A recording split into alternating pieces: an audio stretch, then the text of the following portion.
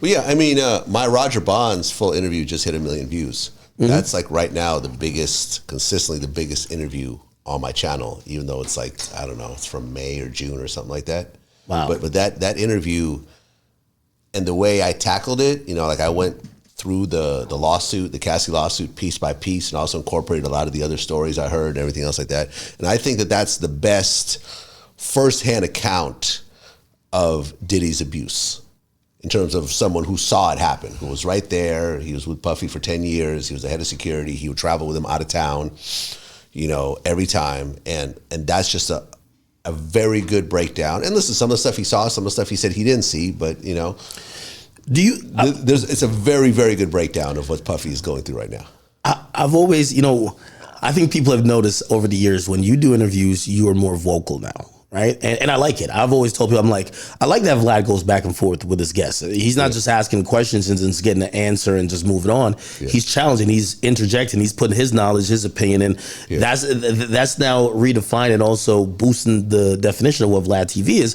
Do you judge, and when I mean judge, are you ever judging the person hey, I feel like this is your story now, but it only behooves you to tell the story now. Like, for example, Roger Bonds, right? Mm-hmm. He's interesting to me because I feel like there was a time that he was he was talking about some struggles with his family. It was almost kind of feeling like he was saying, Diddy, I'm going to go on this media tour. You couldn't stop me. His son is in Africa with a convicted murder charge. Really? Yeah. He went to, I forgot which country it was in Africa, but he got caught up in something. And he got tried and convicted of murder. And he's doing 20, 30 years or something like that. Okay. So and he went to Diddy and asked for money to help out. And Diddy said, I can't help you right now. So I think it was all right, well. What do you feel about that?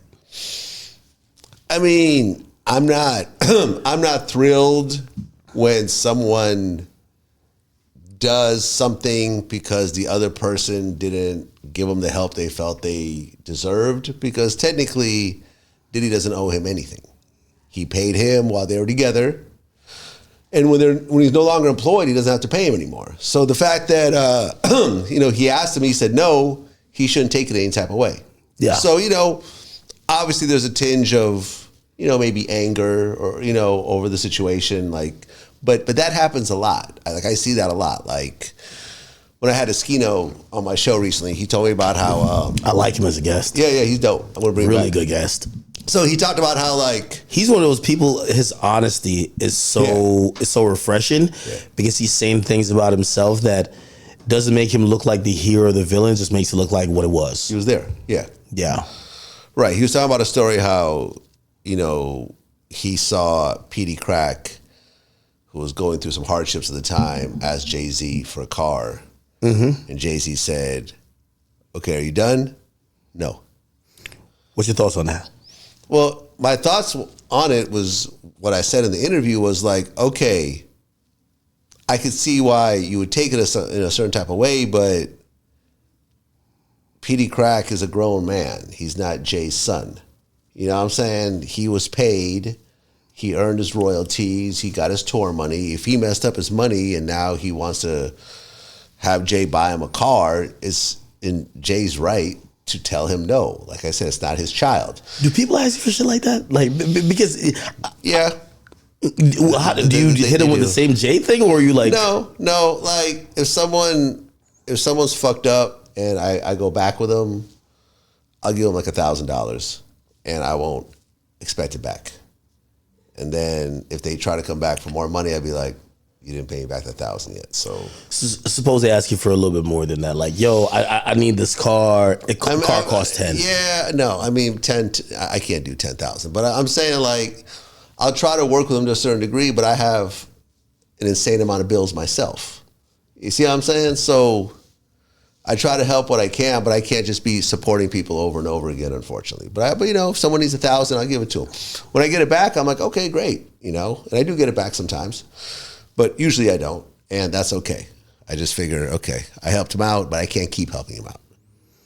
Yeah, that Jay-Z, I think Jay-Z's the ultimate capitalist, and I do want to know what you think about Jay-Z just as a whole. And obviously, you've interviewed a bunch of people close to him, so you have I've never interviewed Jay-Z though. Yeah, I know. I mean, he's only given out a limited amount of interviews post like 2004. Yeah. Like I think he's the ultimate capitalist, right? And like I was even seeing this thing where people were criticizing about the Super Bowl, and I think Jay-Z's done the same stunt a bunch of times. He's energized culture to support his personal business venture, act like everyone has a stake in it because of the need or desire to see Black entrepreneurship, Black success, Black progression, and also thinking there's going to be a trickle-down factor for everybody else who is supporting this vision, all for him to build value, build equity, sell, move on to the next thing. And I think that goes for him kind of smoothing over the idea of some of the gentrification that was going to happen in Brooklyn for the Barclays with the Nets. He was a co-owner. Yeah. It behooved him to have people not be upset about that. Hey, I'm Jay, I'm coming in. Yeah. I did I'm naming this, I'm doing whatever. Sounded good. But then ultimately he checks out when it's profitable and it's necessary in business. Title, hey, all these artists. And by the way, the Nicki Minaj tweet that came out came from, I remember I went over all these things when we were talking about the Super Bowl and Lil Wayne and Jay-Z controlling it. And I said, Jay-Z has a pattern. When I mentioned it, that's when Nicki reacted.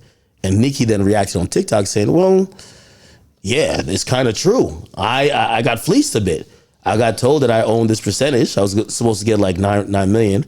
I only was offered $1 million, right? Yeah, but Tidal has been kicked around like a football for a decade, and each time someone else caught it, it was worth less.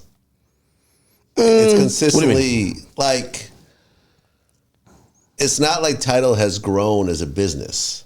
I feel like it's shrank as a business. Originally, there was all this excitement over it, all these artists, and there'd be all these exclusives and whatever else. Valuation was probably pretty high. Oh, we have better sound quality, but at a higher price. Yeah, nobody care about that.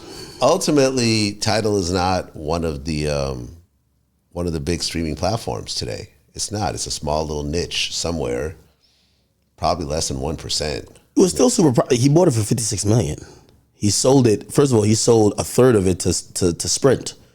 Right, I remember for $200 million, and then he sold the remaining rest years later for $300 million.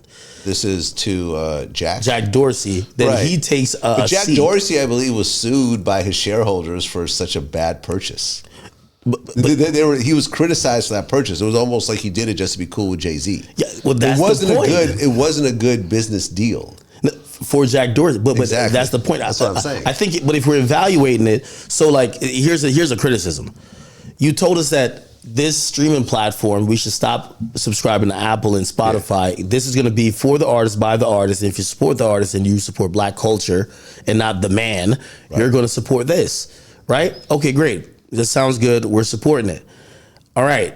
After a while, you sell a third to Sprint. It's cool. You're still majority owner. We get it. The people are still in it. Then there's an opportunity that you realize by networking and being buddy with Jack Dorsey for you to go on the board of directors for Square, right, which owns Cash App. Right. He was also leaving Twitter, and you do that and basically say, all right, I'm done with this. Catch you guys later. That's a little bit of, again, if I'm, and by the way, Jay-Z does hold a lot of cultural currency. Like, Jay-Z at one point told people, we're done with jerseys, we're doing button-ups, and people were like really rocking it. I remember like there was a time, I forgot how young I was, but I was like wearing button-ups. I was like, all right, this is a thing. Yeah, I wore button-ups. Yeah, you know what I mean? No, I feel you, but all this sounds good and all these maneuvers sound interesting, but the intrinsic value of the business, I think, has gone down.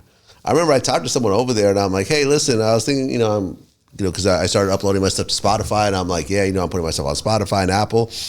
How can I get my stuff on Tidal? And he was like, we don't even have podcasts on Tidal, like at all. Period. Like there's just no mechanism for it. So it's just like, it's a shrinking business. You could try to hype it up and try to say all this fancy stuff, but the streams are the streams. The subscribers are the subscribers. I'm pretty sure that every year it's probably decreased a little bit. Remember they used to have their own concerts, their own concert series? Like all that's done. Yeah. Remember Beyonce would have exclusives and Jay-Z would have exclusives? No one's doing that anymore. No one's putting exclusives on Tidal anymore. True. That used to be a thing. Not anymore.